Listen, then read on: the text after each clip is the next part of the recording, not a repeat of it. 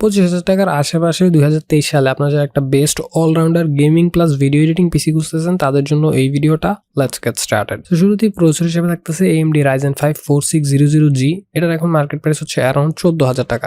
এটা হচ্ছে যে সিঙ্গেল প্রসেসর পারচেস করলে আপনি ফুল পিসি বিল করলে অবশ্যই আরো ডিসকাউন্ট পাবেন এবং এই প্রসেসরটাতে আপনারা 6 কোর্স এবং 12 থ্রেডস পাবেন, 4.2 GHz এর বুস্ট ক্লক স্পিড পাবেন। সো ওভারঅলি বাজেটের মধ্যে বেস্ট একটা প্রসেসর। মাদারবোর্ড হিসেবে থাকতেছে বায়োস্টারের B450M MH। এটার প্রাইস হচ্ছে অ্যারাউন্ড 7,500 টাকা।